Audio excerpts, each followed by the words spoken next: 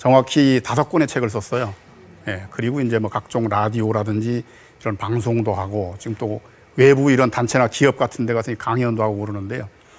제가 조기 퇴직한 게 지금 한 13년 전이거든요. 예, 근데 그 지난 13년 동안에 어떻게 생각을 하고 행동을 해가지고 지금 이 자리에까지 왔는가 하는 그걸 그냥 가감 없이 있는 그대로 제 어떤 뭐 체험담이죠. 인생 경험담을 들려드리기 위해서 이 자리에 섰습니다. 자, 그럼 이제 제가 그 강연을 본격적으로 시작을 하겠는데요. 여러분들 그 홍해 기적 아시죠? 예, 이금희 아나운서 아시죠? 예.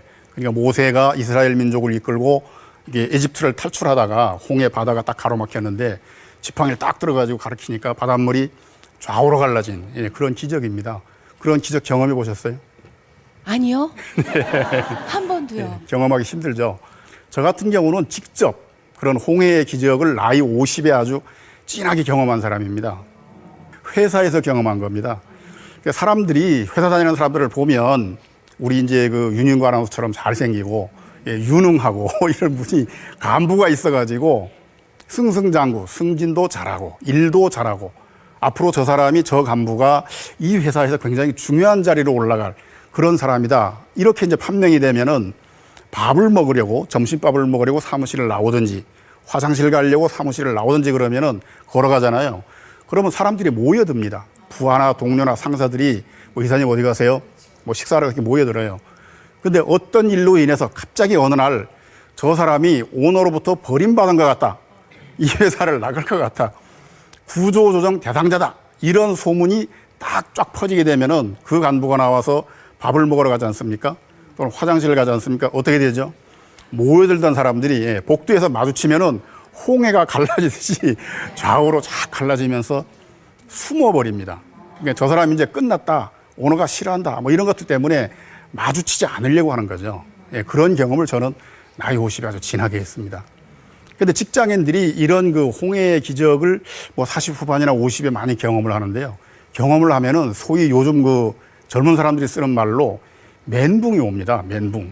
예, 그 주변에 저 같은 경우도 뭐 지인들, 아는 사람들 얘기를 들어보면은 야, 조기 퇴직하면은 어떻게 먹고 사느냐? 큰일 났다.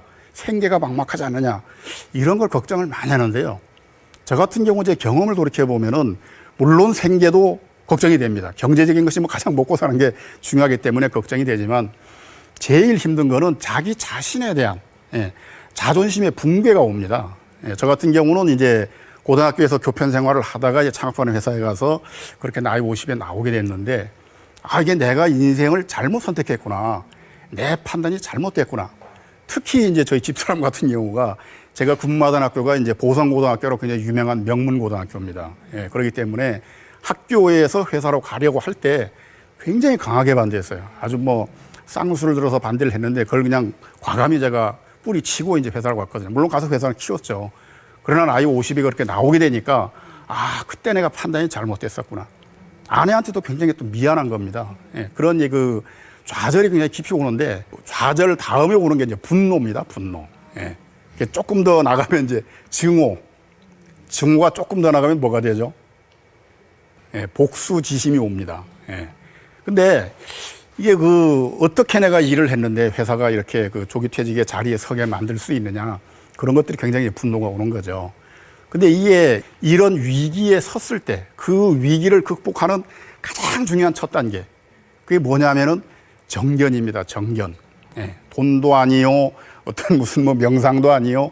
그 상황을 바로 보는 거예요. 이 상황이 왜 왔느냐. 그리고 앞으로 나는 어떻게 할 것이냐. 이 상황에 과연 나에게 어떤 의미가 있는 거냐. 이런 걸 정확히 봐야 됩니다. 근데 사람들이 보면은 이야기를 해보면 정견이 뭐 그리 어렵소. 그냥 눈앞에 보면 바로 보이지 이렇게 얘기하는데 정견이 굉장히 어렵습니다. 제가 한 가지 예를 들어보겠습니다. 얼마 전에 그 용두동에 있는 큰 사우나에 이제 목욕을 하러 갔어요. 옷을 벗고 들어가서 목욕을 하다가 땀을 좀 빼야 되겠다 이런 생각이 들어서 한증실에 들어갔습니다. 예, 들어가 보니까 이미 먼저 앞선 여기 이제 지긋하신 여러분들처럼 남성분들이죠. 예, 들어와서 이렇게 딱 앉아가지고 청산리 이러면서 땀을 빼고 있어요. 저도 그 옆에 딱 앉아 있는데 갑자기 한증실 문이 아주 강하게 뻘컥 열리면서 세 사람의 젊은이가 딱 들어오는데 전부 다 이렇게 머리를 아주 빡빡 민데다가 책이 아주 건장해요. 그것까지 괜찮은데 바로 이쪽, 왼쪽 어깨에 한일 마음심, 일심이라고 하는 문신을 똑같이 다 새기고 있었어요. 여기 딱 들어오더니 조금 앉읍시다. 딱 이러고는 이제 가운데 자리를 셋이 딱 차지하고 앉았는데 정면을 딱 응시하는데 어느 누구도 그쪽을 쳐다보질 못하는 겁니다.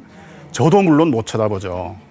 어떤 사람이라는 게 대강 보면서 짐작이 가기 때문에 혹시나 눈이 마주치면 와 보여. 뭐 내 얼굴에 뭐 묻었어요 이러면 이게 대답을 하자니 좀 두렵고 대답을 안 하자니 남자로서 좀 시쳇말로 쪽팔리죠. 그렇기 때문에 그냥 눈을 싹 내리깔고 있다가 이럴 게 아니다. 그리고 얼른 나왔어요. 비누칠하고 빨리빨리 옷 갈아입고 가자. 탈의실로 나왔습니다. 근데 이게 웬일입니까? 이 세 사람이 거기서 오래 목욕을 할 줄 알았는데 약속이 난 것처럼 제가 나오자마자 그냥 따라가지고 바로 씻더니 바로 나와요. 그리고 옷을 놔서 입고 있는데 옷장을 딱 여는데 보니까 바로 제 옆 그 옷장입니다. 더 조심스러워서 이렇게 돌아서 가지고 조심조심 옷을 입는데 너무 조용해요. 그래서 혹시나 이래가지고 딱 돌아다봤는데 이게 웬일입니까? 세 사람이 꺼내 입는 옷이 바로 승복입니다. 승복. 그러니까 스님 옷을 쫙 꺼내 입고 세 분이 딱 서가지고 아이고 스님 덕분에 목욕 잘했습니다. 성불하십시오. 이러고 카운터로 쫙 걸어가는데 안에서 볼 때는 꼭 조폭같이 보였는데 승복을 입고 걸어가는 모습을 보니까 그렇게 건강하면서 수도도 많이 쌓고 아주 도가 높은 그런 고승처럼 보여요. 그러니까 우리가 눈앞에서 직접 사람을 봐도 제대로 보기가 그렇게 어렵습니다. 근데 어떤 강연에 가서 이런 방송 자리가 아니고 이제 그 교양 강좌인데요. 정견이 이렇게 어렵다는데 이걸 예로 들었더니 어떤 나이 지긋하신 분이 손을 딱 들면서 작가님, 그 작가님 말씀엔 조금 어폐가 있습니다. 이래요. 그래서 어떤 어폐가 있습니까? 이랬더니 아니 그 세 분은 목욕탕에서 홀딱 벗고 옷을 벗고 있었기 때문에 정견이 어렵고 더더구나 처음 봤기 때문에 그 정견이 어려울 건 당연한 거 아닙니까? 이렇게 반문을 해요. 그래서 제가 살짝 다가가서 나이가 지긋하신 분인데 선생님 댁에 자녀분이 계십니까? 그랬더니 있습니다. 2남 1녀요 이렇게 얘기를 해요. 그렇습니까? 그러면 댁에 자녀분은 내 속으로 나왔고 매일매일 집에서 대화하고 밥 같이 먹고 그리고 항상 옷 입고 있죠. 그렇죠. 그러면 선생님은 댁에 자녀분 2남 1녀가 다 정확히 이해가 되고 소통이 잘 되고 정견이 잘 되십니까? 이렇게 여쭤봤어요. 그랬더니 이분이 눈을 똑바로 뜨고 딱 쳐다보다가 싹 눈을 내렸더니 아닙니다. 잘 안 됩니다. 제 속으로 낳은 자식들이지만은 정말 얘들이 무슨 생각을 하는지 잘 모르겠습니다. 이렇게 얘기를 해요. 실제로 그렇습니다. 우리가 눈앞에 아무리 보고 같이 지내는 배우자들도 사실은 어떻게 보면은 정말 어떤 때는 무슨 생각을 하는지 잘 모르거든요. 이렇게 정견이란 게 어렵습니다. 그렇기 때문에 어떤 문제 상황에 왔을 때 이것이 내가 지금 얼른 생각한 것이 전부를 내가 알고 있는 것이다. 이렇게 생각하면은 문제가 잘 해결되지 않습니다. 그러면 정견을 해가지고 문제를 해결을 하려면 어떻게 해야 되느냐. 우리들이 보통 많은 사람들하고 제가 상담을 하거나 직장인들하고 얘기를 해보면요. 심각한 문제에 처했을 때 저한테 질문들을 굉장히 많이 합니다. 근데 그 질문을 보면 질문의 끝이 항상 뭐로 끝나는가 하면은 어떻게로 끝납니다. 예를 들어서 보통 대리 과장 되는 분들이 질문하면 우리 상사가, 그냥 우리 부장님이 이유도 없이 저를 왜 그렇게 미워하면서 항상 갈구는지 직장 다니기 너무 힘듭니다. 어떻게 하면 부장님하고 해피하게 지낼 수 있을까요? 이런 질문이라든지 또 영업에 있는 점장이나 이런 분들은 다른 조직은 다 목표 달성을 초과 달성하는데 우리 지점만 지금 계속 영업 실적이 몇 달째 바닥을 기고 있습니다. 어떻게 하면 영업 실적을 올릴 수 있겠습니까? 이런 질문들 굉장히 많이 합니다. 그러면 저는 그분들한테 개인 메일로 밤새 적어가지고 보냅니다. 간단하게 보냅니다. 뭐라고 보낼까요? 그 부장님이 왜 당신을 싫어하는지, 왜 갈구는지, 그냥 어떻게라는 것보다도 왜를 먼저 심각하게 한번 분석을 해가지고 그 답을 나한테 보내주시오. 점장님도 마찬가지입니다. 왜 다른 조직은 다 초과 달성이 되는데 왜 우리 조직만 목표 미달이 되는지 그걸 한번 분석을 해가지고 보내보시오. 그러면은 그분들이 공통되는 게 있어요. 쭉 적어서 보내고 맨 끝에 이렇게 옵니다. 미처 제가 생각을 못 했는데요. 쓰다 보니까 어떻게 해야 되는지 제가 스스로 깨달아졌습니다. 이런 회신이 많이 옵니다. 물론 깨달아진 게 보면 굉장히 잘 깨달은 게 있어요. 거기다 저는 이제 플러스 알파로 더 적어서 알려주는데요. 위기 상황이나 어떤 문제가 있을 때에는 왜를 생각하는 게 굉장히 중요합니다. 그래서 저도 왜로 생각을 해봤습니다. 예. 이런 나이 50에 어떻게 보면 제가 굉장히 젊어서 이사승진을 했었는데 승승장구하는 성공한 직장인 줄 알았는데 왜 나이 50에 갑자기 이런 위기에 처하게 됐는가? 그 원인이 무엇인가? 여러 가지가 있죠. 뭐 회사의 원인이 있을 수도 있고, 뭐 그 조직 상황의 원인이 있을 수도 있고, 요즘 같으면 어떻습니까? 또 뭐 여러 가지 그 이 경제적인 여건 때문에 그런 경우도 있고 많이 있습니다. 그렇지만 제가 내린 결론은 그런 이런저런 거를 다 생각한 다음에 딱 한 가지로 모아서 내린 결론은 내가 그 회사의 주인이 아니었기 때문에 결국에는 50에 나오게 됐다는 그런 결론을 내리게 됐습니다. 물론 주인이 아니라고 하는 것은 추상적인 얘기가 아닙니다. 그냥 추상적으로 얘기를 하면은 회사에 다닐 때 저는 주인 이상으로 열심히 일했습니다. 한 번도 그 회사를 남의 회사다, 뭐 내가 월급쟁이다 이런 생각을 해본 적이 없습니다. 교직에 있다가 그 명문학교에 그걸 꺾고 갔기 때문에 정말 혼신의 힘을 바쳐다 했죠. 그럼에도 불구하고 나중에 이 위기가 딱 왔을 때 돌이켜 보니까 아무리 내가 주인처럼 일을 해도 실제 주인이, 진짜 주인은 내가 아니었구나 하는 거를 절절하게 깨달은 거죠. 근데 그것이 이제 저의 어떻게 보면은 그 선택의 이제 실수였을 수도 있는 겁니다. 그대로 갔으면 그냥 깨끗하게 교육자로서 평범하게 여생을 마칠 건데요. 그래서 왜가 나왔기 때문에 그러면 어떻게 할 것이냐, 여기에서 그게 가장 중요한 거거든요. 저는 결론을 이렇게 내렸습니다. 주인이 아니어서 이런 위기에 처했기 때문에 앞으로 인생 2막을 여는 데에는 내가 주인이 되는 삶을 살아보자. 대부분 뭐 40 후반이나 50에 이제 조기 퇴직해서 나오게 되면은 세 가지의 길을 우리가 생각을 합니다. 하나는 재취업이죠. 다른 회사에 다시 취업하는 거. 관련 업종에 취업을 할 수도 있고 어떤 뭐 기술을 배워가지고 다른 업종에 취업을 할 수도 있습니다. 굉장히 좋은 겁니다. 할 수 있다면 그건 뭐 누구든지 그렇게 하는 것이 저는 정답이라고 봅니다. 그러나 저는 사실은 오라는 데는 많이 있었지만은 재취업하기는 싫었습니다. 왜? 이 결론을 내린 이 결론에 안 맞는 겁니다.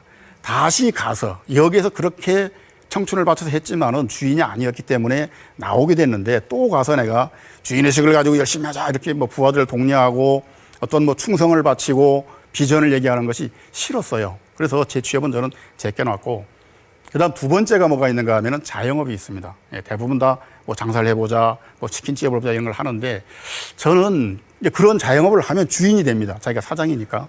근데 저는 저 자신을 너무 잘 압니다. 사람이 사실은 정견이 제일 어려운 게 남이 아니라 본인에 대한 정견이 제일 어렵습니다. 나도 나를 모르는 게 너무 많거든요.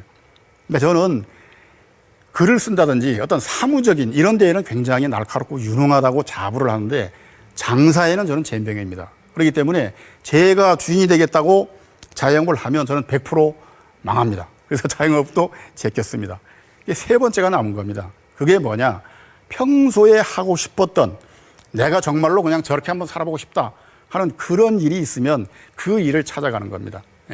그 일을 찾는데 저는 이런 거 저런 거 다 생각을 하다가 결론을 내린 것이 뭐냐? 바로 귀농이었습니다. 그러니까 이 서울이라고 하는 이 복잡한 각박하고 경쟁적인 이런 아예 필드 자체를 그냥 바꿔서 시골로 내려가서 한번 살아보자. 원래 제가 농촌 출신이었고요. 그리고 특히 귀농을 결심한 이유는 지금도 그 이제 단체가 있습니다. 한국 사단법인 귀농운동본부라는 데가 있는데 그 귀농운동본부에 가보면은 지금은 어떤지 모르겠습니다. 그때 당시 13년 전에 구호가 뭐냐면은 가난하더라도 내가 주인이 되는 삶을 찾아갑시다. 이게 그때 당시에 귀농의 정신이었어요. 그냥 귀농을 하는 것이 시골로 농사 지으러 가는 게 뭐 돈 벌러 가고 뭐 이런 것이 아니라 당신 인생의 주인이 되는 그런 인생을 찾아가고 싶은 사람들은 귀농을 하자. 지금은 귀농이 워낙 일반화돼서 이제 뭐 그런 좀 굉장히 고상한 촉은 좀 낮아진 것도 같습니다만은 옛날엔 그랬습니다. 제가 딱 그 구호를 보는 순간 바로 저거다. 너무나 공감을 했기 때문에 귀농을 하자. 이렇게 결심을 하고 그 귀농운동본부에서 운영하는 귀농학교가 있습니다. 서울귀농학교라고 전국 대도시에 여기 다 있습니다. 저는 서울에 다닌 건데 3개월 과정이에요. 거기에다 이제 아내하고 같이 가서 등록을 했습니다. 귀농학교에. 근데 물론 그렇다고 해서 바로 그냥 그 3개월 마치고 귀농을 했던 건 아닙니다. 왜냐하면은 현실이라고 하는 건 우리가 세상에 나오면은 너무나 냉정한 거기 때문에 아이들이 그때 당시에 대학을 다니고 있었어요. 일남 1년대. 그래서 아이들이 졸업할 때까지는 학자금을 벌어야 된다 하는 이 대명제 앞에 어쩔 수 없이 내가 주인이 되는 삶, 이걸 2년 동안 연기했습니다. 그래가지고 다른 회사에 가서 2년 계약을 하고 회사 생활을 했습니다.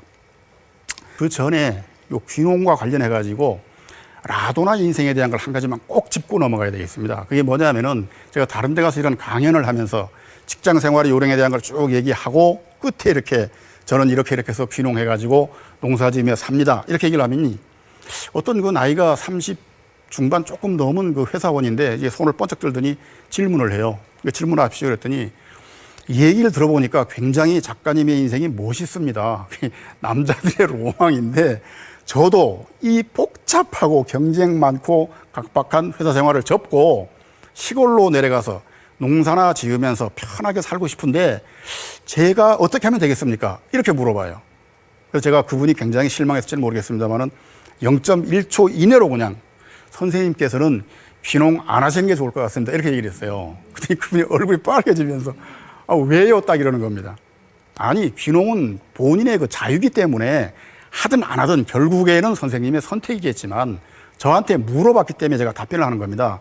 선생님의 말씀 중에 시골에 내려가서 농사나 지으면서 편하게 살고 싶다 이렇게 얘기를 하시는데 실제 농사를 지어본 저는 시골에 계신 어르신들 얘기를 들어보면 세상에서 제일 어려운 것이 뭐요? 농사요. 이렇게 얘기를 합니다. 근데 이거나 해볼까? 저거나 해볼까? 에이, 가서 농사나 지으면서 편하게 살아볼까? 이렇게 대강 생각해가지고 내려가서는 100% 거기에서 농사 짓는데 실패합니다. 그러면 그 다음에 어떤 반응이 나오느냐? 야, 이거 봐라. 농사 어렵대. 그러면 서울로 다시 돌아가가지고 라면집이나 해볼까? 이렇게 된다는 겁니다. 근데 라면집도 마찬가지입니다. 라면집이나 해볼까? 치킨집이나 해볼까? 해서 한 가지를 하면 되지가 않습니다. 라면집을 하는데 왜 라면집을 합니까? 이렇게 물었을 때, 제가 보기엔 이래봬도 오징어 짬뽕 라면은 제가 재주가 있습니다. 누구보다 잘 끓입니다. 그렇기 때문에 그걸 만들어가지고 내가 손님들한테 팔 자신이 있습니다. 이렇게 확신을 가지고 그걸 해야만 성공이 되는 거거든요. 근데 그걸 그런 확신이나 근거가 없이 남들이 하는 거 보니까 야, 작가님 사는 거에 멋있는데 가서 농사나 지어볼까? 아니, 어떤 사람 보니까 뭐 치킨집 해가지고 아주 돈을 많이 벌었다는데 아니야. 치킨집이나 해볼까? 이런 식으로 이거나 저거나 이거 하다 안 되면 저거라도 이렇게 어떤 일을 하는 뒤에 뭐뭐라도 뭐뭐나 이렇게 붙여서 실행하는 걸 저는 라도나 인생이라고 그렇게 부릅니다. 그래서 실제로 우리 같은 일을 하거나 특히 귀농을 생각할 때 농사나 지어볼까, 귀농이나 할까 이렇게 해가지고는 저는 별로 성공 가능성이 없다고 생각을 합니다. 저는 그런 농사나가 아니라 필히 내가 뭐 젊어서 이사가 됐고 뭐 선생을 다 상관없고 반드시 내가 농사꾼이 되겠다 이런 결심을 가지고 이제 임했던 겁니다. 그 이제 인생 2막이 이제 시작이 되는 건데요. 2년의 그 회사 생활을 하는 동안에 3개월의 귀농학교를 마치고 전국에 귀농을 하려고 하면은 보통 이제 좀 젊은이들이 귀농을 할 때는 무슨 작목을 해가지고 내가 돈을 벌까 이런 생각도 하지만은 조금 나이가 있으면은 어디로 갈까? 어디가 가장 경치도 좋고 인심도 좋고 이런 걸 많이 찾습니다. 근데 그냥 남들 얘기만 뭐 대강 인터넷 뒤져가지고는 해결이 되지 않습니다. 직접 어떻게 해야 됩니까? 자기 발로 뛰어야 됩니다. 2년 동안 전국을 안 가본 데가 없습니다. 뭐 대표적인 데 꼽으라면은 서산 그리고 이제 전남 보성 같은 경우는 가서 녹차밭을 꼭 한번 이렇게 일을 하면서 해보려고 그랬는데 또 실패를 했는데요. 그리고 구례, 곡성 이 구례 곡성 쪽으로 귀농자들이 많이 갑니다. 왜냐하면은 그 섬진강변에 굉장히 풍광이 좋고 먹거리도 좋고 또 인심이 좋아서 많이 가는데요. 그쪽 그다음에 하동, 문경, 상주, 보은, 뭐 증평 안 가본 데가 없습니다. 굉장히 많이 다녔습니다. 물론 이제 고향이 제주도인데요. 고향에도 가봤습니다. 근데 지금은 귀농이 좀 일반화가 돼서 괜찮은데 예전에는 10년 전만 해도 고향으로의 귀농이 좀 어려웠습니다. 왜냐하면 마치 성서에 예수님도 고향에서는 환영받지 못했다는 것처럼 고향에 있는 분들이 저의 히스토리를 너무 잘 알기 때문에 나는 나대로 결심을 한 바가 있어서 내려가지만 고향에서는 뭐라고 보느냐. 저 친구 무슨 대학 가고 막 잘 나갔잖아. 근데 쫓겨나서 왔대. 뭐 이런다든지 이게 본심이 잘 통하기 어렵습니다. 물론 거기에 있는 가까운 친구들은 그렇지 않지만은 여러 가지 말이 많은 거죠. 그래서 그때 당시에는 고향으로의 귀농들을 잘 안 하는 그런 추세였습니다. 근데 그렇게 전국을 다니는 그 2년 동안에 제가 전남 곡성에서 있었던 한 2가지 정도의 이제 아마 작은 그 에피소드인데요. 작은 일이지만은 굉장히 크게 깨달은 그런 일이 있어가지고 그걸 지금 제가 소개를 하고 넘어가겠습니다. 하나는 뭐냐면은 전남 곡성에 가면은 이렇게 지리산 자락에 아주 아름다운 마을이 있어요. 한 19가구가 사는데 누구든지 가서 딱 보면 야, 저기서 살고 싶다는 마음이 귀농을 하려고 마음 안 먹은 사람이라도 마음이 들 정도로 그렇게 아주 아름다운 마을입니다. 예.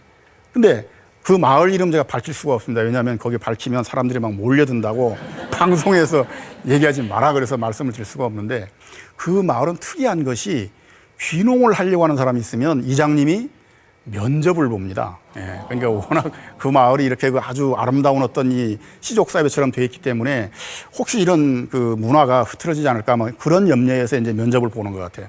저는 면접에는 자신이 있었습니다. 왜? 작은 회사, 창업한 회사 가가지고 대기업까지 키우면서 수백, 수천 명의 면접을 봐가지고 직원들을 뽑았기 때문에 면접의 정석, 면접의 비밀을 알거든요. 그래서 어떤 질문을 해도 이건 100% 합격이다. 딱 내려갔습니다. 이장님 방에 대게 앉아서 2, 3분 정도 이장님이 쭉 저를 쳐다보더니 첫 질문을 딱 던지는데 일반 상식 문제도 아니고 토플 문제도 아닙니다. 이렇게 물어보는 겁니다.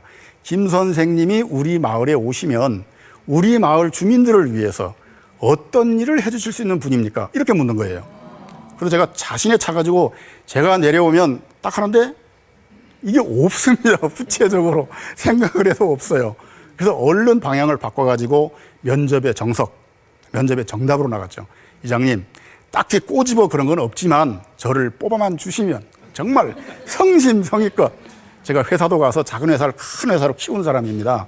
이 마을이 아주 발전하도록 열심히 일하겠습니다. 딱 이렇게 했더니 이장님께서 손을 딱 저으면서 선생님이 좀 이해를 못 하시는 것 같은데 제가 예를 들어드리겠습니다. 그리고 뭐라고 하냐면 짜장면을 잘 만든다든지 머리를 잘 깎는다든지 수지침을 잘 놓는다든지 아니면 약초를 잘 안다든지 하다못해 나팔을 잘 푼다든지 뭐 이런 걸 구체적으로 액션으로 얘기를 해 주셔야 그게 도움이 되지 않겠습니까? 다시 생각해 봤죠. 역시 없어요. 그래서 다시 말씀드렸습니다. 아니 취지는 알겠는데요. 제가 정말 여기 이렇게 그 내려오기만 해주시면은 주민들과 어울려가지고 성실하겠다 이러는데 이장님이 됐습니다. 딱 그러고 뭐라고 그러시느냐. 선생님처럼 성실하게라고만 답변하는 분들이 저희 마을에 1년에 트럭으로 떼거리로 와서 면접을 봅니다. 이러는 거예요. 그때 제가 굉장히 크게 깨달았습니다. 아, 내가 인생을 전적으로 잘못 살았구나. 이건 아니지만은 회사 생활을 하면서 또는 뭐 교편 생활을 하면서 과거에 무언가 젊은 나이에 막 이사도 달고 태평양 건너 막 해외 지사 난다고 뭐 건너도 가고 이랬기 때문에 정말 성공한 인생처럼 생각을 했고 뭔가 잘 나가는 거로만 생각을 했는데 회사 안에 있을 때는 성공했고 잘 나갔던 겁니다. 회사 간판과 회사 명함을 딱 띄고 개인 인간 김용전으로서 딱 남 앞에 섰을 때 당신은 남을 위해서 뭘 해줄 수 있는 사람입니까? 이렇게 물으니까 꼬는데 아무것도 없어요. 기한 문서를 잘 만듭니다. 뭐 어떻게 강의를 잘합니다. 그 마을 분들 모아놓고 강의를 합니까? 이게 참 굉장히 무엇인가 내가 좀 잘못 살았다 이런 생각이 들더라고요. 그래서 저는 이 강의를 보시는 분들한테 회사에 다니고 있으면 회사 일은 열심히 해야 되는 게 맞습니다. 뭐 청춘을 걸고 열심히 해야 되죠. 그러나 간혹 그렇게 열심히 일을 하다가도 생각을 해보라는 겁니다. 이 회사의 명함, 내가 가지고 있는 명함을 내면 누구나 그 명함으로 다 인정을 해주거든요. 이걸 빼고 그 이장님 앞에 딱 면접을 보러 갔을 때 이장님이 딱 물어보면 저는 이런 걸 해줄 수 있는 사람입니다. 이렇게 말할 수 있는 사람인가? 그걸 한번 반문을 하면서 회사 생활도 하고 자기 인생을 살아라. 그때 그걸 많이 깨달았고요. 그다음 한 번은 귀농답사를 가서 젊은 그 귀농자의 그 부부 집에서 1박을 하게 됐어요. 예, 한 35대 남편이 그런 그 부부였는데요. 저녁을 먹고 나서 이렇게 쭉 대화를 하는데 부인이 하는 얘기를 듣고 깜짝 놀랐습니다. 부인이 뭐라고 그러냐면은 선생님, 우리 신랑이요. 이래봬도 S대 공대를 나와서 S전자에 다니다가 대리까지 달았던 사람인데 꼭 농사를 짓겠다 그래서 연봉 6천을 떠져버리고 내려온 사람입니다. 이렇게 얘기를 하는 거예요. 제가 처음에는 거짓말 하나 했는데 보니까 진짜예요. 굉장히 놀래서 물론 S대 공대를 나왔다고 귀농하지 말란 법 없고 S전자를 다녔다고 해서 귀농하지 말라는 법은 없죠. 그러나 우리가 보통 일반 상식적으로 생각을 할 때 얼른 이해가 오지 않거든요. 그리고 특히 이해가 안 됐다 거는 당사자는 그렇다 치더라도 누가 이해가 안 되는 겁니까? 여기 많이 앉아 계신데 부인이 이해가 안 되는 겁니다. 그걸 어떻게 과연 동의를 했을까? 그래서 그날은 못 물어보고 다음날 하루 자고 아침 먹고 나오기 전에 살짝 물어봤습니다. 아주머니, 진짜 제가 궁금해서 물어보는 건데요. 그렇게 좋은 대학 나오고 좋은 회사 다니다가 그 높은 연봉을 버리고 내려오는데 당사자는 그렇다 하더라도 본인의 인생은 본인의 꿈이니까 어떻게 아주머니께서 동의를 그렇게 흔쾌히 해줬습니까? 이랬더니 그 부인 이야기가 저도 흔쾌히 동의한 건 아닙니다.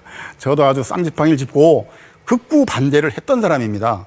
근데 그렇게 반대를 했더니 우리 신랑이 어느 순간서부터 밥도 잘 못 먹고 몸에 병이 오면서 사람이 의욕이 없고 그냥 비실비실 아파가는데 그대로 1년 정도가 더 가면 죽을 것 같더라는 겁니다. 그냥 표현 그대로 얘기하면요. 그래서 이분 이야기가 아무리 좋은 회사에서 높은 연봉을 받아도 귀농을 해가지고 고생을 해도 신랑이 죽는 것보다는 원하는 게 낫지 않습니까? 내려왔다는 거예요. 그 얘기를 듣고 또 제가 아주 정말 망치로 얻어맞은 것처럼 또 깨달은 게 있습니다. 왜냐하면 좀 전에 그 직장인 상담 얘기 제가 리얼하게 한다고 말씀드렸는데요. 많은 직장인들이 특히 그 젊은 분들 30 중반이 그런 질문을 많이 해옵니다. 제가 희망 특강에 가서 강의를 들었는데요. 강사분 이야기가 젊은이여 당신이 하고 싶은 일을 하며 살아라. 이 말에 제가 감명을 받아가지고 제 회사가 굉장히 좋은 회사고 연봉도 많이 받는데 원래 저희 꿈은 연극 배우였습니다. 연극 배우가 되기 위해서 사표를 내겠다고 하니 부모님서부터 친구, 선배, 후배 다 모여와서 왜 그렇게 무모한 길로 가려고 그러느냐 이렇게 막 극구 반대를 해가지고 이럴까 저럴까 고민 중입니다. 저는 어떻게 하면 좋겠습니까? 이런 질문이 와요. 예전 같았으면 젊은이여 당신이 하고 싶은 일로 가라 이렇게 할 텐데 전남 곡성에서 정말 크게 깨달은 바가 있기 때문에 저는 답변을 이렇게 합니다. 가지 마시오. 왜 가지 마시오 그럴까요? 이미 그 뒤에 제가 설명을 붙입니다. 당신이 그 연극 배우로 안 나가면 나는 죽은 목숨이다. 죽을 만큼 저 일을 하고 싶다. 회사에 있으면서 아무리 연봉을 많이 받고 안정된 삶을 살아도 산 게 아니다. 이건 내 존재 이유가 없다. 이렇다면 가야 되는 겁니다. 근데 가려고 할 때 그 본인의 열망이 아니고 누구의 말을 듣고 희망 강사의 말을 듣고 그래 잠깐 생각을 했는데 막 말리니까 어떻게 흔들리는 겁니다. 흔들리는 상태에서 가가지고는 안 된다는 겁니다. 이게 남들이 볼 때 아니 설마 왜 저리 좋은 회사 내버려두고 연극 배우 하는데 고생이냐 이렇게 보더라도 본인은 그것이 어떻게 정말 희열이 있고 자기 인생이라고 기쁠 때 우리 자식들도 보면 그렇습니다. 여러분들 집에 자녀분들 많이 있죠. 너 저리로 이렇게 해서 안정된 대로 가라 그러면 뭐라 그럽니까? 아버지 어머니 저는 제가 하고 싶은 일 하겠습니다 하는데 그때 무조건 반대할 것도 아니고 무조건 가라고 할 것도 아니고 정말로 이 아이가 그 일을 죽을 만큼 원하는 것인지 그거에 대한 걸 대화를 나눠서 진짜 그것이 옳다 그러면 그리로 보내야죠. 살아도 산 게 아닌 길로 가게 하는 건 잘못입니다. 그러나 다만 그 기준이 있어야 된다. 근데 농사를 지으러 내려간 것이 2004년도인데 간 건 정작 어디냐 전국을 다녔는데도 실제 내려갔던 거는 충북 진천이었습니다. 내려갈 때 그때 혼자 갔거든요. 이제 만화님은 이제 서울에 계시고 내려갈 때 뭐라고 약속을 했느냐 귀농학교에서 이렇게 가르칩니다. 농부가 되었을 때 정상적인 농부라면 한 평에 연 10,000원의 소득을 올리면 정상적인 농부라고 할 수 있다. 이렇게 가르쳐요 이론상으로. 3,000평을 농사 지으면 얼마죠? 3,000만 원의 소득을 올려야 되는 겁니다. 그렇지만 워낙 초보 농사꾼이니까 반으로 딱 접어서 1,500의 소득을 올리겠다.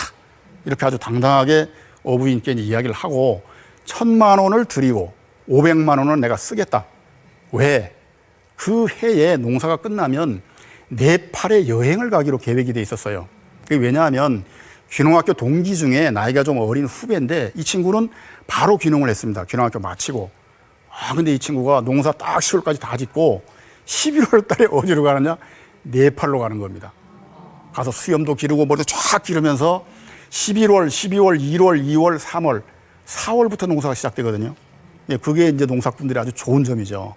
거기 가서 그렇게 뭐 한 4개월 이상을 영성단체도 들어가고 히말라야도 올라가 보고 바위에 올라가서 이렇게 수련도 하고 너무너무 그게 부러워요.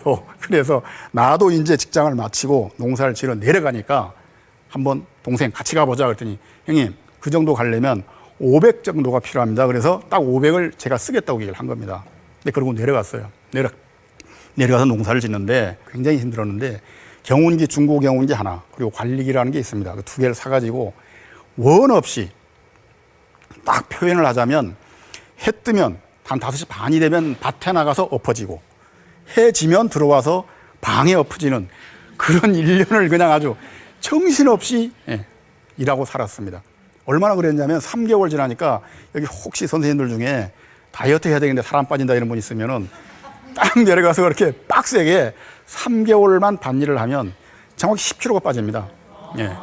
지금 저기 분장을 아주 잘해가지고 이렇게 이쁘게 보이는데요. 원래 속은 까맣습니다. 까맣게 타가지고 한 3개월 지난 시점에서 처가에 결혼식이 있었어요. 어쩔 수 없이 결혼식을 갔습니다. 처갓집 식구들이 몰라보는 겁니다. 이렇게 빙빙 돌면서 우리 사위 맞는가? 이렇게.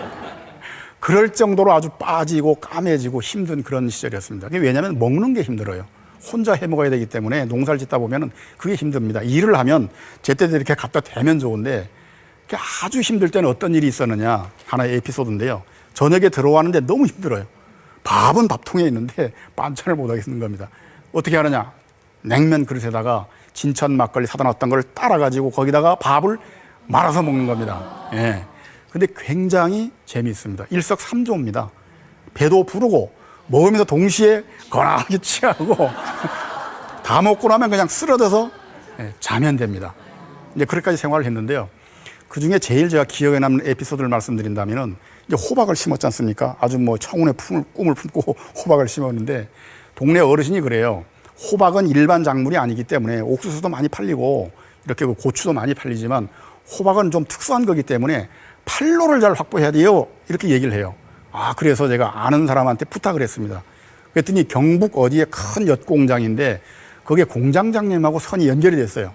그래서 선생님 호박을 농사만 100% 잘 지으십시오. 그러면 큰 트럭을 보내가지고 다 매입할 테니까 걱정하지 마십시오. 그래서 꿈에 부풀었습니다. 그래 이런 식으로 판로를 확보하고 해야 돼. 이래가지고 농사를 짓는데 동네 어르신한테 여쭤봤습니다.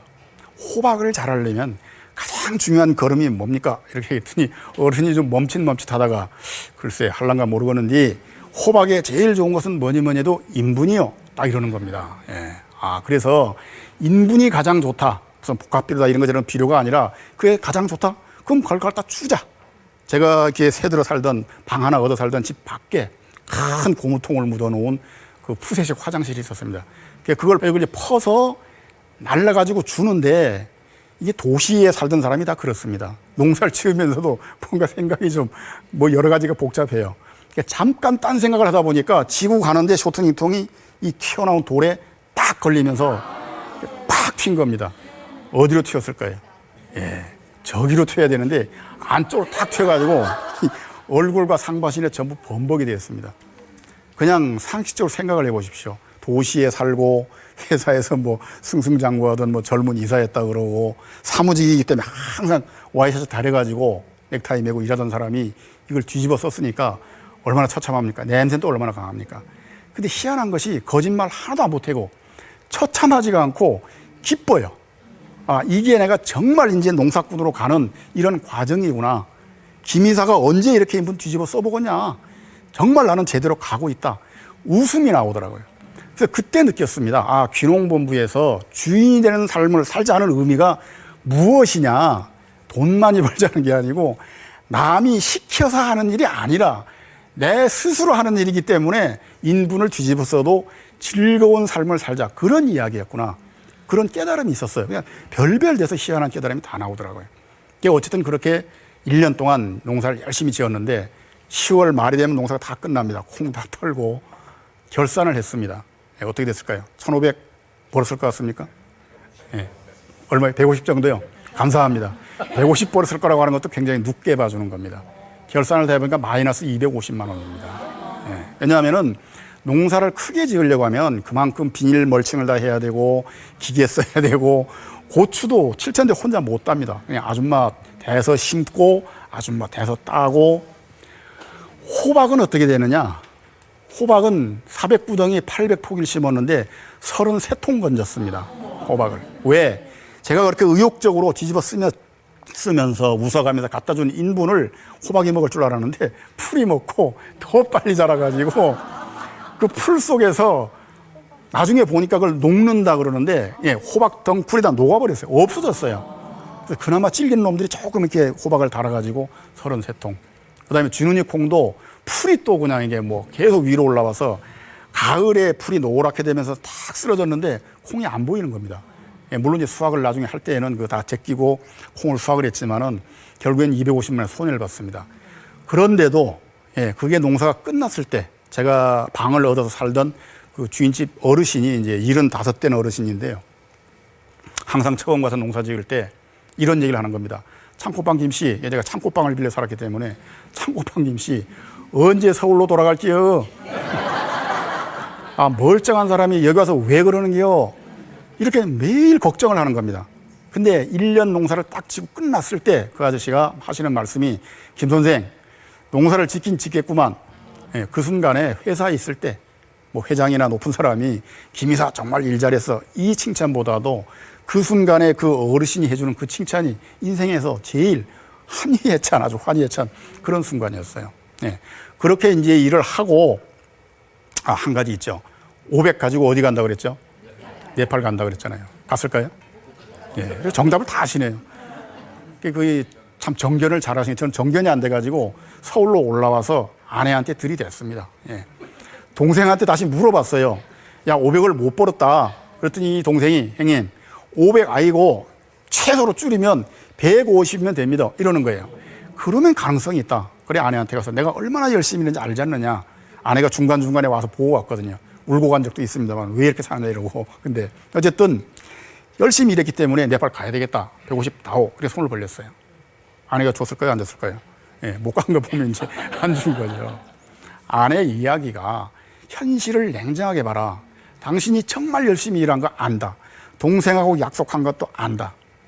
그러나 당신이 벌어서 간다고 약속을 했는데 왜 그 약속을 지키지 않느냐. 그리고 가장 중요한 거는 당신이 벌써부터 아내한테 손을 벌려서 그거 타가지고 사는 인생이 되면 인생은 더 가라앉을 것이다. 당신이 그렇게 무능한 남자가 아니지 않느냐. 할 말이 없어요. 그래서 이제 못 갔는데 그때 당시엔 굉장히 서운했습니다. 그러나 지금 돌이켜 생각하면 아내한테 정말로 고맙게 생각합니다. 그때 그냥 주고 그래 가라 그러고 뭐 소주값 줘 그럼 소주값 주고 이렇게 했으면은 이 자리에 결코 서 있지 못했을 겁니다. 그냥 이렇게 비실비실하는 그런 사람이 됐겠죠. 자, 그렇게 해가지고 이제 다시 서울로 올라왔습니다. 이제 겨울에는 그 농사 지을 수가 없으니까 서울에 올라와서 겨울 동안 가만히 있을 수가 없으니까 취직을 했습니다. 이제 신문사에 취직을 했는데 이제 교회를 보는 일을 했습니다. 물론 그러면서도 계속 귀농운동본부 홈피에 들어가면은 복덕방이 있어요. 귀농복덕방이라고. 거기 가면은 어디에 뭐 농가주택 나왔습니다. 어디에 땅 몇 평 나왔습니다. 어디에 무슨 저 중고 트랙터 나왔습니다. 이런 정보 교류하는 그 복덕방이 있습니다. 거기를 항상 검색을 하는데 2005년 4월에 지금 제가 살고 있는 화천 동촌리에서 사무장을 구한다는, 마을 사무장을 구한다는 광고가 올라왔습니다. 그때 당시 조건이 뭐였냐면 월급 70 주고 농사 짓겠다면 농사지을 땅도 조금 주고 그 마을 시설이 폐교를 리모델링 한 데인데 예전에 선생님들이 살던 관사가 있기 때문에 주거도 제공한다. 와, 얼마나 환상적입니까? 진천 가서 1년 동안 그렇게 뼈 빠지게 해도 마이너스 250인데 월급 70 주고 살집 주고 다 그런다니까 내려가면서 굉장히 의욕에 차고 꿈에 부풀었죠. 왜? 사무의 장이기 때문에 내가 내려가서 정말 이 마을 사무, 농촌 관광 업무를 잘 이끌어가지고 예전에 회사를 키우듯이 이걸 발전시켜보자. 그러고 내려가는 것이 2005년 5월 22일입니다. 근데 5월 23일 날 날이 밝으니까 이장님으로부터 미션이 떨어졌어요. 근데 이게 웬일입니까? 저는 무슨 기획을 해라 뭐 이런 그 사무적인 또 거창한 이런 미션이 떨어질 줄 알았는데 그 다음 날 24일 날 마을에 행사가 있어서 돼지 불고기를 만들어야 되는 그런 상황이었어요. 근데 이만한 돼지 한 마리를 잡은 거를 식당에 있는 테이블 위에 딱 얹어놓으면서 이장님께서 사무장 이거 뼈 바르고 쏘라 딱 이러는 겁니다. 이게 쏜다는 게 그 강원도 사투리인데 이게 썬다는 거거든요. 그걸 제가 깜짝 놀래가지고 사무의 장인 내가 왜 뼈를 바르리? 그래서 이장님 왜 제가 돼지고기 뼈를 바르고 쏘아야 됩니까? 사무장인데 그랬더니 이장님 말씀이 간단합니다. 그럼 이장님 내가 하리? 딱 이러는데 더 뭐 반론의 여지가 없어요. 그래서 그때 깨달았습니다. 이게 말은 사무의 장인데 내가 반기문 유엔 사무총리 생각한 건 잘못이구나. 그래서 여러 가지 일을 해야 되는구나. 그렇게 깨닫고 입혀주는 이렇게 기다란 검정 앞치마가 있습니다. 정육점 주인들이 입는 거예요. 그거 입고 칼을 들고 돼지고기를 뼈를 바르는데 잘 안 됩니다. 앞다리인지 뒷다리인지 보면 이렇게 부채 뭐 뼈라고 그래가지고 평면으로 있다게 솟은 데가 있어요. 거기를 하려고 그러니까 고기가 막 부서지는 겁니다. 그 이장님이 지나가시다가 불고기 해야 될 고기를 가루를 만나고 야단을 치시는 겁니다. 그런데도 그렇게 피를 묻혀가면서 야단을 맞아가면서 돼지고기를 바르고 쏘라도 또 이상하게 행복한 겁니다. 왜?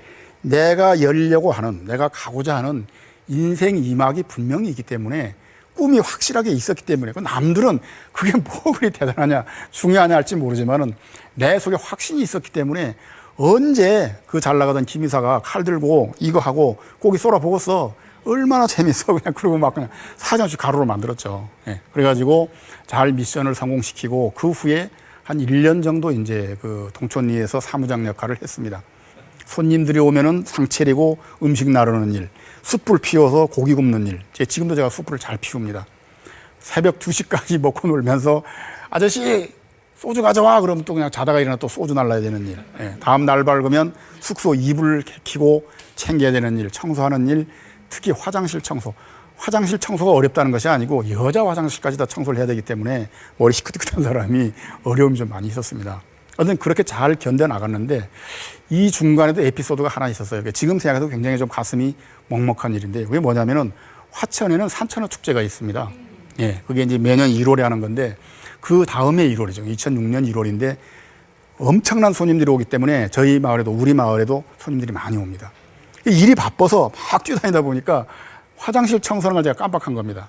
근데 이장님이 제가 딱 들어가 보니까 남자 화장실 소변기 변기에 그냥 꽁초 막 수북이 쌓여 있고 이 휴지통에 그냥 이렇게 막 넘쳐나는 겁니다. 사무장을 찾았는데 없는 겁니다. 근데 바로 그 곁에 마침 누가 있었느냐? 저희 사무장의 부인이 있었던 겁니다. 시골에서는 그렇습니다. 사무장이 마을 일을 하면 사무장 부인도 마을 일을 하는 사람입니다. 그래서 이장님이 아줌마 이거 치워야지 손님들이 보고 어떻게 하겠어 이거 빨리 꽁초 주워내고 저거 닦고 이러니까 집사람이 걸레를 들고 가서 비닐봉지에다 그걸 다 담고 닦고 나온 겁니다. 저는 몰랐죠. 근데 그날 저녁에 식사를 하고 나서 부인이 딱 앉아가지고 나는 당신이 귀농의 길을 간다고 인생 2막을 연다고 동촌에 사무장 한다고 그래가지고 그런 줄 알고 내려왔는데 나를 저런 남자 화장실에 그런 가르침 뱉고 막 이런 데서 꽁초 줍고 그거 닦게 만드는 청소 만들려고 날 데리고 왔느냐 이렇게 얘기하는데 할 말이 없어요. 아무 말도 뭐라고 뭐 설명할 말이 없더라고요. 가슴이 먹먹해가지고 나와서 담배를 피면서 이렇게 눈물을 흘렸던 적이 있는데요. 이게 그렇습니다. 기혼자들의 귀농에서는 아내의 이해와 협조가 없으면 절대 불가능합니다. 물론 가능하게 밀어붙이는 분도 있습니다. 그러나 그거는 불행한 귀농이랍니다. 맨날 가서 그냥 이렇게 가자 하자 이렇게 싸우게 되는데 지금도 돌이켜보면은 그때 당시에 우리 부인이 그런 어려운 딱 어떤 순간에 자존심을 세워서 나 이렇게는 못 살겠다. 서울로 가자 이랬으면은 동촌에 정착을 못 하는 겁니다. 근데 그걸 꺾고 넘어가지고 그날만 울었지 다음날부터는 그냥 아무 일 없었던 듯이 그냥 또 다른 일을 하더라고요.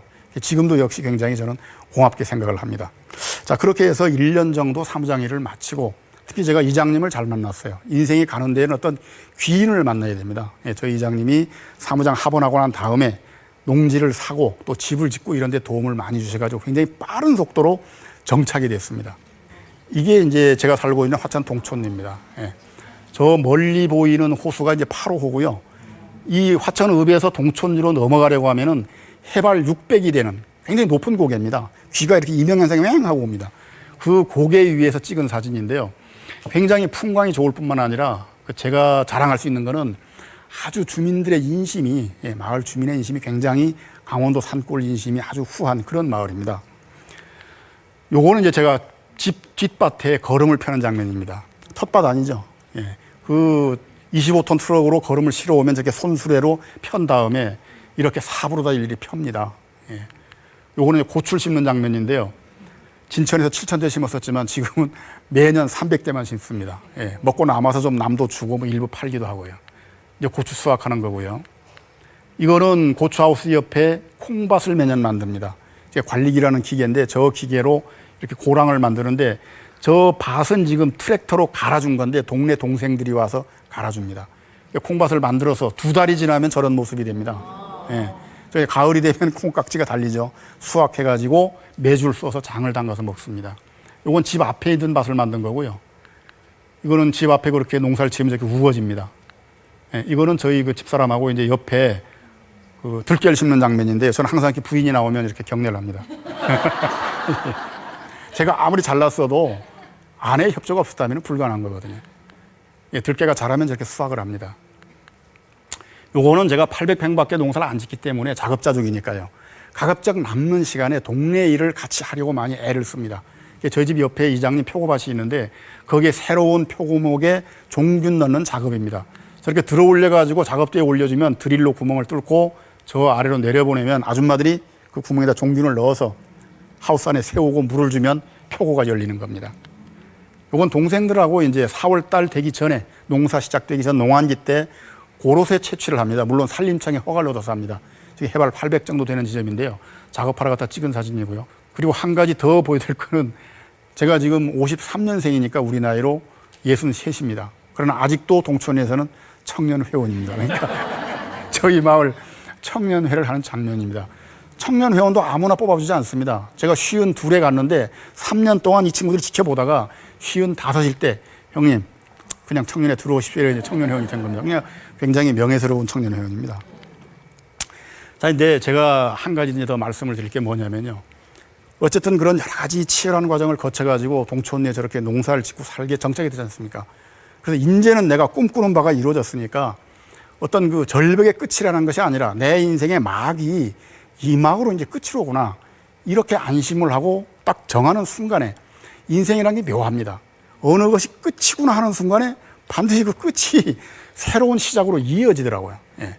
한 출판사에서 출판 기획자가 작년에 신문사 계실 때 제가 만나서 소주 먹으면서 선생님 직장 생활 한 얘기, 잘렸던 이야기 이런 걸 들었는데 너무 재미있습니다. 이걸 책으로 냅시다. 이렇게 왔어요. 미지의 세계지만은 책을 내자. 이렇게 해가지고 직장 생활 관련된 책을 2007년도에 냈습니다. 이 책은 많이 안 팔렸습니다. 뭐 시골 살면서 내니까 작은 출판사인데. 근데 묘한 것이 세상에는 항상 열심히 하면은 어디선가 도움의 손길이 오더라고요. 예. 그건 저는 분명히 확신을 가집니다. 본인이 정말 최선을 다하면은 어디선가 도움의 손길이 와요. 한 기자분이 전혀 그런 서평을 안 쓰는 분인데 제 책을 보고 서평을 아주 좋게 써줬어요. 정말 그 출판사 기획자 얘기가 이거 있을 수 없는 일이라는 겁니다. 그분이 이런 서평을 써준 거는. 저도 모르죠, 그거는. 왜 그렇게 써주셨는지. 그 덕분에 또 다른 출판사에서 또 연락이 와서 두 번째 책을 또 2008년에 냈습니다. 그랬더니 2009년 봄에 바로 전화가 온 겁니다. 어디서? 바로 여기서 온 겁니다. 예, KBS 성공예감 팀에서 그때 당시에 지금도 청년 실업이 굉장히 큰 문제입니다만은 청년 실업이 워낙 사회 문제가 되니까 일자리를 만들자.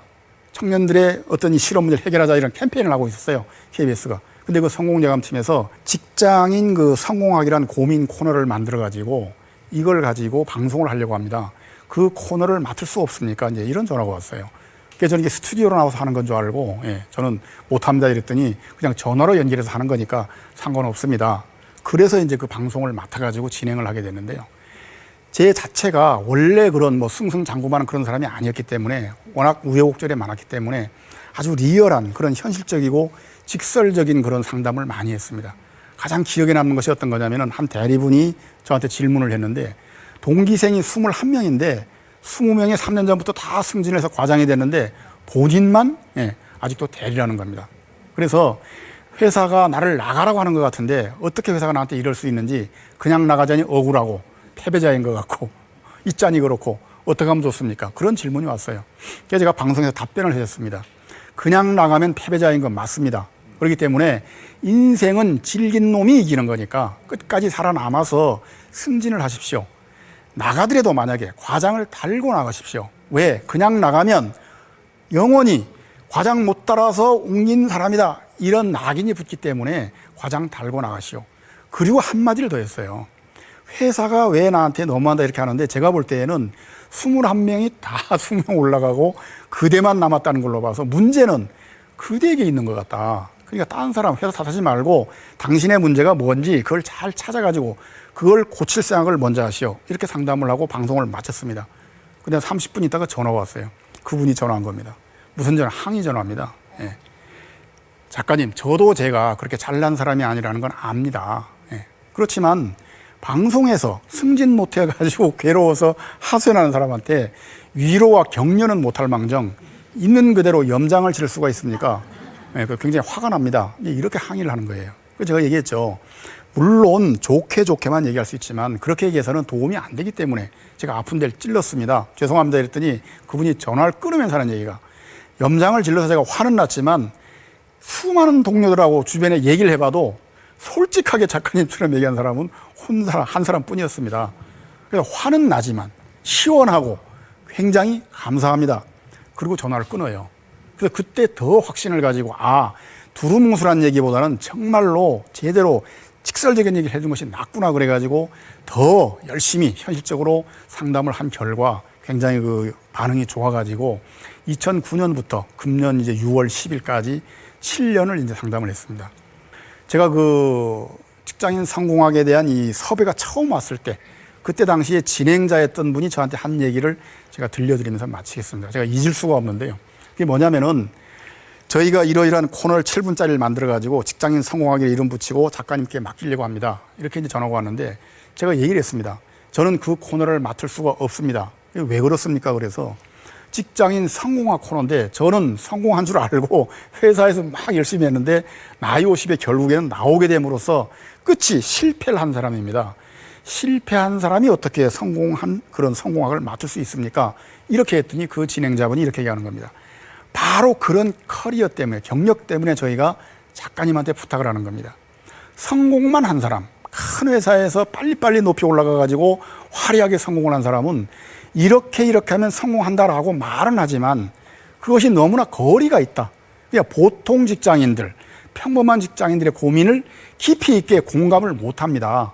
작가님처럼 성공도 하는 듯 하다가 실패도 해보고 인생의 우여곡절이 많은 그런 분이 이 코너를 맡아주시는 게 저희는 정말 좋기 때문에 그래서 일부러 작가님을 찾은 겁니다. 이래요. 그때 제가 크게 깨달았습니다. 이게 실패도 커다란 하나의 자산이구나. 그러니까 실패를 했다는 것이 꼭 부끄럽고 내가 어떤 좌절하고 인생에서 굴러떨어졌다 이렇게 생각을 했는데 그것이 아니구나. 그리고 그 실패한 그런 바탕을 가지고 직장인들한테 리얼하게 상담을 했더니 그렇게 반응이 좋고 오래 가는 겁니다. 저는 지금도 요즘 보면 사회가 좀 힘들지 않습니까? 구조조정 바람이 불고 해고자가 나오고 사업이 망하는 분들이 나오는데 그런 분들한테 이렇게 얘기합니다. 실패도 아무나 하는 게 아닙니다. 그리고 실패도 큰 자산입니다.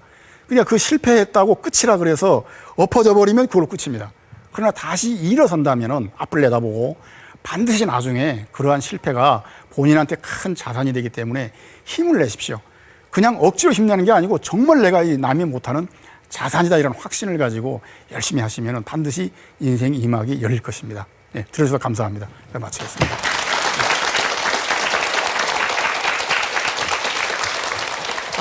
정말 잘 들었습니다. 아마 여러분께서도 공감 많이 하셨죠? 네. 열심히 또 메모하신 분들도 계신데요. 오늘 이 자리에서 뵀으니까 김수희한테 뭐 좀 궁금한 점이나 상담하고 싶은 분 계시면은 선생님 강의 정말 재미있게 그 실제 경험서에 나온 얘기를 정말 잘 들었습니다. 감사합니다. 선생님은 50세에 홍해의 갈라짐을 알았지만 저는 1년 빠른 49살에 그 홍해의 갈라짐을 경험했기 때문에 선생님 얘기가 더 공감이 가요. 그런데 저는 현재 그런 어떤 농촌 생활이 그리워서 일산 외곽 도시에 외곽 농촌 마을에 땅콩주택을 지어서 현재 살고 있어요. 그 일종의 기촌 생활이라 할까요? 그렇습니다. 그런데 사실상 저는 이제 요즘에 활동하는 무대가 주로 서울이에요. 요즘은 강의도 많이 하고 또 동호회 모임, 또 친구 모임 이런 것들을 계속 반평생을 해왔기 때문에 버릴 수가 없는 상태거든요. 그래서 어떻게 보면은 저는 지금 현재는 그 모임을 하다가도 거리가 멀고 교통이 좀 불편해서 일찍 나가는 게 일수예요. 그래서 사실상 전원생활 같은 기촌하는 이런 생활도 즐기고 싶고 도의 어떤 그 편리한 생활도 즐기고 싶은 게 또 사실이거든요. 그랬을 때는 어떻게 하는 것이 가장 바람직할까 하는 것을 한번 질문 드리고 싶네요. 그렇죠. 그 부분은 제가 저는 완전히 어떻게 보면 전업처럼 시골에 그냥 박혀서 살면서 거기가 이제 주 거지입니다. 그리고 밖에 이제 방송이 있거나 이럴 때는 거기서 나오는 거죠. 선생님 말씀 제가 듣기에는 일단 여기가 지금 주 거주지고 그쪽으로 이렇게 하시는 것 같은데 제가 경험을 안 해봤기 때문에 이제 구체적으로 말씀을 못 드리겠는데요. 저는 시골에서 꼭 농사를 짓거나 아니면 내가 뭐 작물을 뭘 하거나 이것보다도 저는 시골에서의 삶이라고 하는 거를 저거를 중시합니다. 어울려 사는 것이 중요하다. 그러니까 시골에서 이웃들과 같이 어울리면서 그런 인심 속에서 사는 걸 전 중시합니다. 그때 만약 선생님 같은 경우는 뭐 제가 추천을 한다면 내가 시간이 없어서 농사를 못 짓는다 아니면 거기에서 땅을 못 판다 이런 것보다는 주변에 사람이 있을 겁니다. 일주일에 뭐 한 번을 가시든 두 번을 가시든 그 이웃들을 사귀십시오. 이웃들을 사귀어가지고 하루에 2시간, 3시간을 만나서 대화를 하더라도 도시에서 느끼는 그런 인간관계보다도 저는 저렇게 한 2시간 앉아서 웃고 이야기하면서 그러면은 거의 뭐 도시에서 어떤 한 달의 그런 세월이 녹아있는 것 같은 그런 느낌을 받습니다. 그렇기 때문에 저는 사람을, 그러니까 시골로 갔다 그래서 귀농이나 귀촌으로 갔다 그래서 땅에다만 너무 이렇게 그 생각을 하지 마시고 주변에 찾으면 반드시 있을 겁니다. 그런 사람들을 사귀어가지고 여기서 동호회도 어울리고 하듯이 그쪽에도 그게 뭐 5대5가 될지 7대3이 될지는 제가 모르겠습니다만은 그렇게 좀 방향을 가져가시면 좀 굉장히 좋을 것 같습니다. 네, 귀한 말씀 감사합니다. 네, 네. 감사합니다. 한 분 더 네. 질문 받아볼게요. 네, 말씀 잘 들었습니다. 네. 저는 남편이 좀 귀농에 관심이 있어서 몇 년 네. 전부터 저도 귀농 교육을 조금 받았는데요. 네네. 보통 이제 저 나이는 지금 우리나라 나이로 58세인데 네네. 남편은 이제 환갑이에요. 네네. 근데 아직 대학생 아들이 있어서 아, 네. 조금 더 준비를 해야 될 것 같은데 네. 그때가 되면 저도 환갑이 넘고 그래서 선생님은 그때 50세에 그렇죠. 시골에 가셨지만 네네. 저는 이제 환갑이 되면 체력적으로 네네. 그때 제가 그 교육받을 때 보통 부부가 짓기에는 한 1000평 정도가 좋다고 네네. 들었거든요. 근데 그 나이에도 그 체력이 가능할까 싶어서요. 좀 불가능합니다. 그 부분이 좀 걱정이 돼요.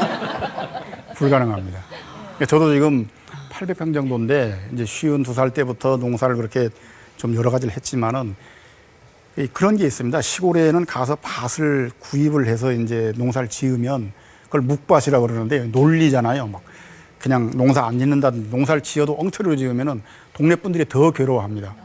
저런 이러기 때문에 진짜 같이 그걸 알뜰하게 이렇게 지어줘야 되고 알뜰하게 풀 매주고 그렇게 해야 됩니다. 근데 그렇게 하는데 저희 같은 경우는 유기농으로 한다 그래서 제초제를 안 쓰고 일일이 메고 이렇게 하다 보니까 처음에는 그것이 굉장히 재미있고 사명감도 있고 막 우린 그냥 농약 안 쓴다 이랬는데 지금은 한계에 부딪혔습니다. 그러니까 800평인데도 둘이 하는데 아까 이 올라올 때 제가 이렇게 깡충 뛰어서 올라왔는데요.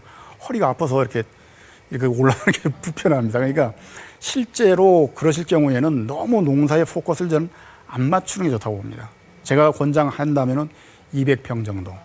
그러니까 보통 사람들이 1000평을 부부가 한다 이런 거는 지금 말씀처럼 50 초반이라든지 그럴 때에 그런 것이지 지금 가서 아마 1000평에 들이대면 1년 이내로 반드시 이제 난 못하겠다 돌아가자게 힘에 붙이면 딱 이렇습니다. 저희도 지금 10년이 넘었지만은 힘들잖아요.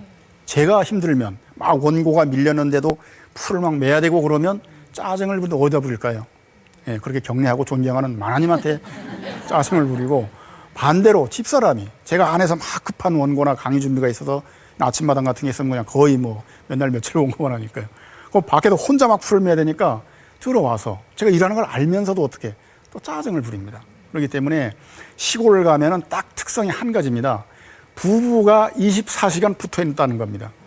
서울에 있으면 직장에 나가고 내가 무슨 일 나가고 서로 이렇게 부딪혀. 강의 잘 들었습니다. 고맙습니다. 무엇보다도 정말 내 삶의 주인공이 돼서 사시는 김용준 선생님 네. 뵙기 참 좋았던 것 같습니다. 감사합니다. 그러게요. 아마 네. 비슷한 생각을 하고 계신 비슷한 연배 많은 분들에게 도움이 됐을 것 같습니다.